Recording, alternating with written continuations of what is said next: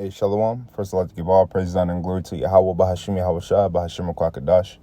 Yahweh, who the world ignorantly calls God. Yahweh Shah, who the world ignorantly calls Jesus. When they give double honors to the apostles of great millstone, always taught me this truth. When they give a peace and blessings to the Akim across the four corners of the earth, will teach this truth from which life to do so. It's going to be a quick video. Lord willing, the video is edifying. Lord willing, I can get something from this video. This is Baruch 2 and 30. I'm going to just get right into it. It says, "For I knew that they would not hear me, because it is a stiff-necked people. But in the land of their captivities, they shall remember themselves."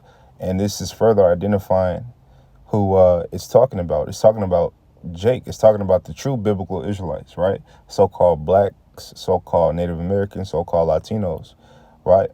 By way of your father's side. And the reason why is because the small hats, they mention, their so-called captivity that they had to endure, right, during the H, so to speak, right? But again, like I said in previous videos, there's loopholes all throughout that, right? It says, "For I knew that they would not hear me, because it is a stiff-necked people." How is it that you guys were ever stiff-necked? How is it that you guys are calling yourselves, after the name, but yet after a Jew or this, but where was it ever in history you guys were lost, or where was it ever in history you guys were stiff-necked? It says, "But in the land of their captivity," you see, captivities with an S, right? Which means what? We have many captivities, and we're still in captivity. It's Jake's everywhere across the four corners of the earth, okay? In different lands, being captive. You can't be in captivity and rule at the same time. You can't be. You can't be in captivity and rule at the same time. You just can't be. Okay? It says they shall remember themselves. So where did you guys have captivity at where y'all had to remember yourselves? To where you guys were lost and had to somehow remember yourselves? When? Okay? It says, "And shall know that I am the Lord their power, for I will give them an heart and ears to hear, and they shall praise me in the land of their captivity." Okay, so if you see that, that's going on right now with a certain group of people who actually fit prophecy, who actually fit curses, right? And who are actually in captivity. Again, you can't rule and be in captivity. It says, "And think upon my name." Okay, which we received the name. And ever since we've been praying to the name and believing in the name, things has been happening. Okay, it says, "In return from their stiff neck and from their wicked deeds, for they shall remember the way of their fathers which sinned before the Lord, and I will bring them again into the land which I promised with an oath unto their fathers, Abraham, Isaac, and Jacob." Okay, which means what? We're not currently in the land, because this hasn't happened yet. Because it's a certain way that it's going to happen, and that didn't happen. Okay, it says, "And they shall be lords of it, and I will increase them, and they shall not be diminished. And I will make an everlasting covenant with them to be their power, and they shall be my people, and I will no more drive my people Israel out of the land that I have given them." When were you guys driven out of the land? When were you guys in that land first and driven out and then had to come back? You got to make it make sense. You have to make it make sense.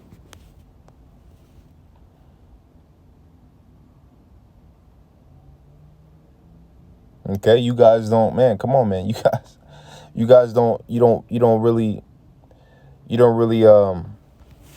of fact, let me go in here. You don't really fit. You guys don't really fit, man. You guys don't really, you don't fit none of the and in the Talmud, right? Tell me a prophecy in the Talmud, right? Tell me if it's a living book. Did it say what happened? Does it say what currently happens? Does it say what's going to happen? Right? Right. See, there you can't poke loopholes in the people have been trying to poke loopholes in the scriptures for years, and yet it's still believers out here. Right? But you guys created your own book to where only you guys believe in it, because it's created by it was suited for y'all. Okay, and if you look at the wicked things that they do in that book, that it's crazy, man. Okay, It says, Baruch 5:1, put off, O Jerusalem, the garment of mourning. See, Jerusalem is in mourning and affliction, and put on the comeliness of the glory that cometh from the Most High forever.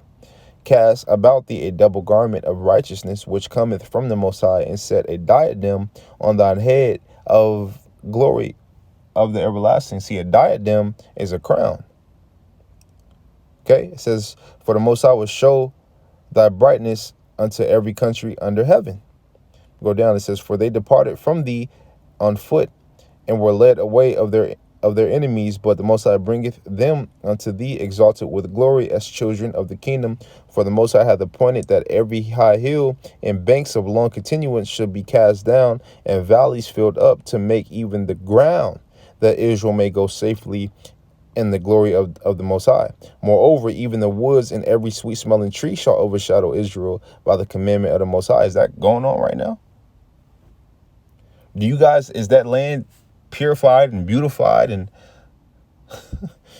or is there war in that land? Is it trouble and is there confusion in that land?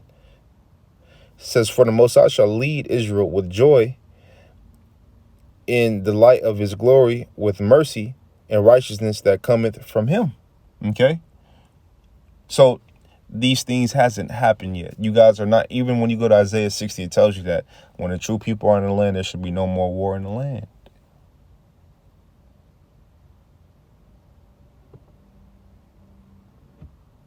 Okay, but it's war in the land. You see?